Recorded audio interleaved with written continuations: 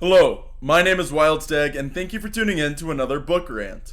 Today I'm going to be covering this book, Among Thieves, written by MJ Kuhn from 2021. When I bought this, I bought it at Tattered Cover Bookstore, which means I had to have bought it in December of 2022. It was only about a year old, fresh off the shelves. I paid $18 for it, and this is one of those books that, despite setting itself up as the first in a series, it did not hook me. It was interesting, it was well written, but it wasn't grabbing me. It took a while to read through this one. The interior design is by Michelle Marchese. The cover, I can't see who wrote it. It may be covered up by the sticker, the purchase sticker on the back. Doesn't say who did the cover anywhere else by the look of it. So, the main thing that I don't like about this book, and I don't like about a lot of books similar to it, so this is a Suicide Squad style story where a bunch of criminals are grouping up for their own reasons to try and finish this job, generally with a lot of backstabbing of each other on the way. I don't mind that, but what I do mind is when the perspective of each chapter changes constantly.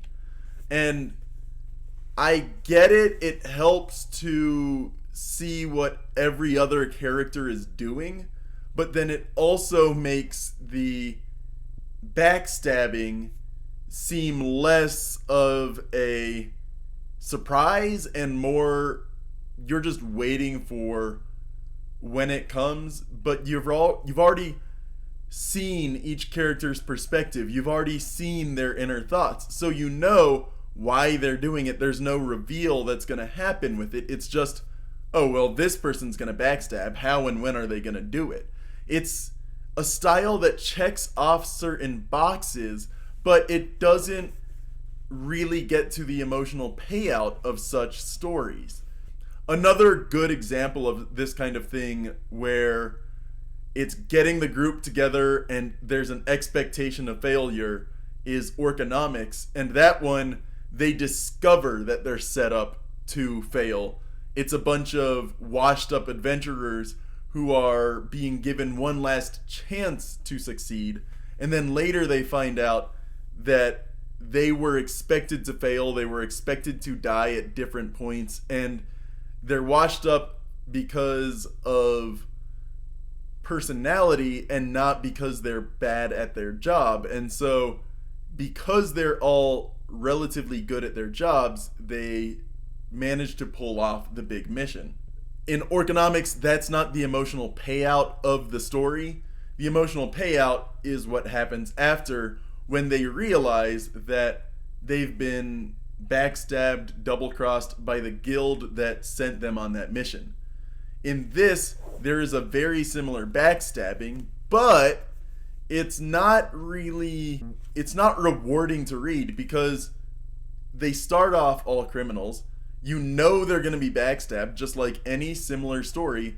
The person in charge is doing it because they have their own criminal reasons and desires.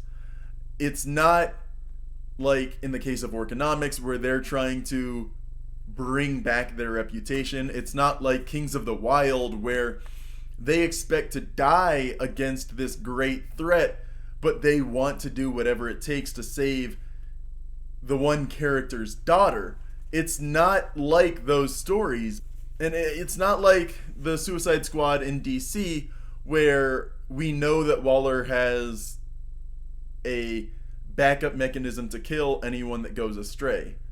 There's none of that in this setting, so they're all left to their own devices, but you know what their own devices are.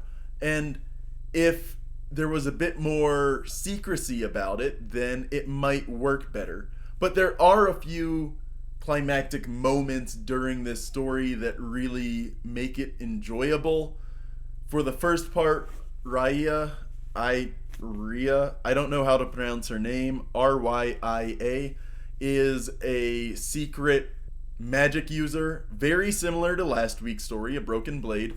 Both of these characters are young women who are very skilled with the sword, have additional stealthy skills.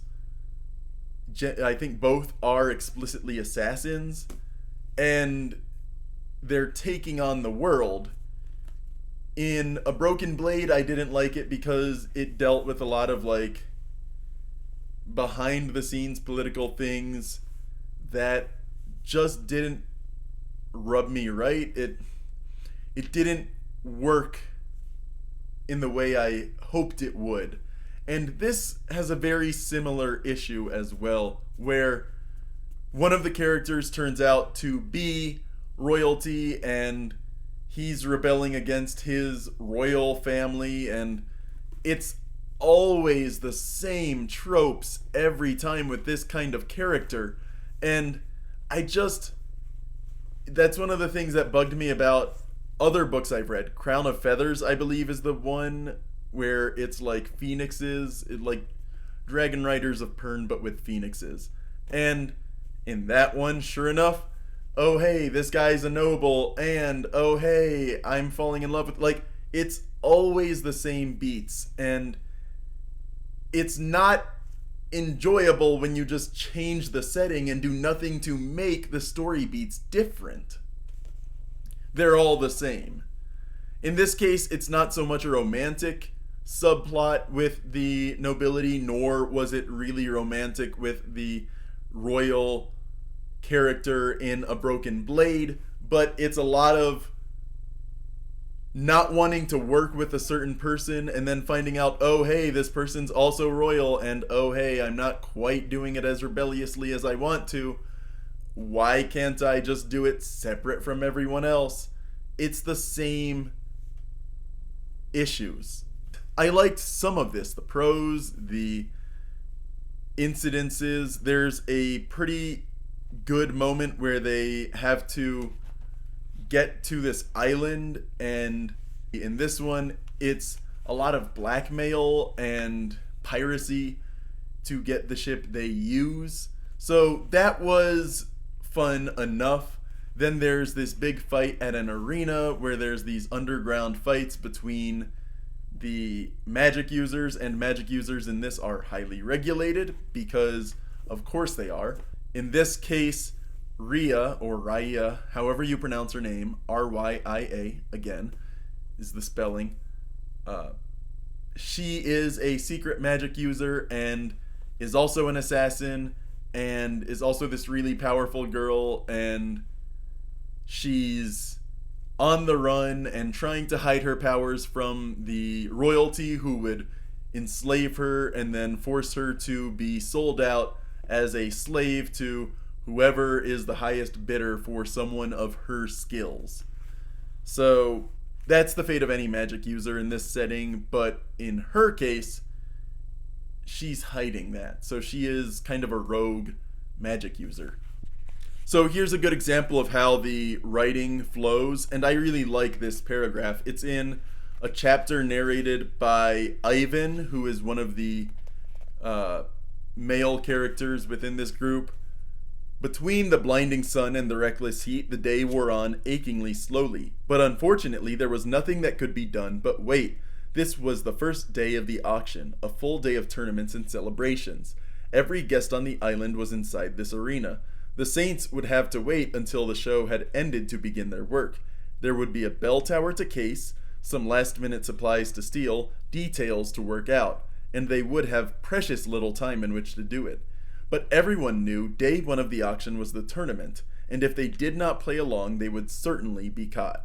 So there they sat, useless and baking in the sunlight, stomachs curdling with anxiety as the hours ticked away.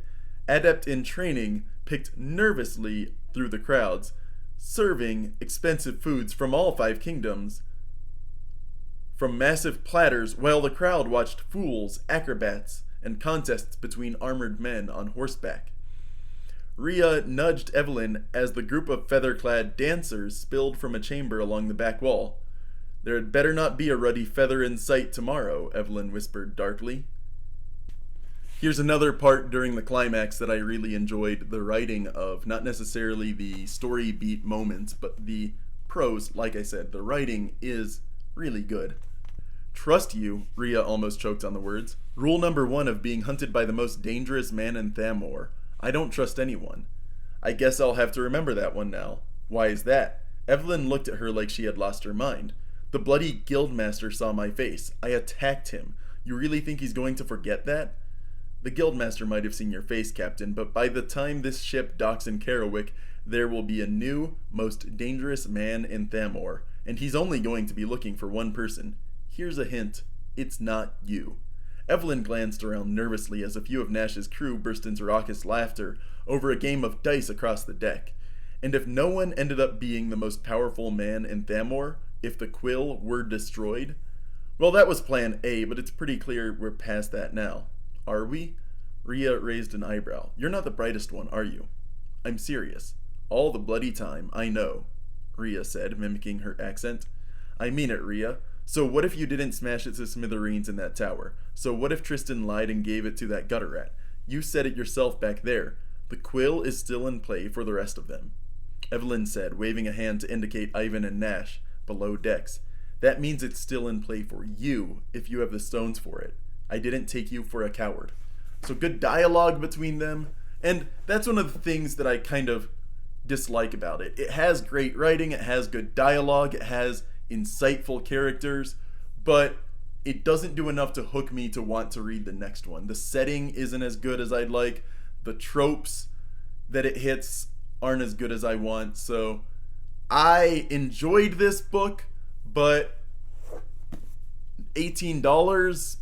No, I don't think I'm going to enjoy it that much. I will probably put it back into the used book system, get another $9 on my credit at Coas, and use that towards another book that will fill my bookshelf. So, yeah, that is Among Thieves, and hopefully you either enjoy it or this is good enough advice for you to avoid it.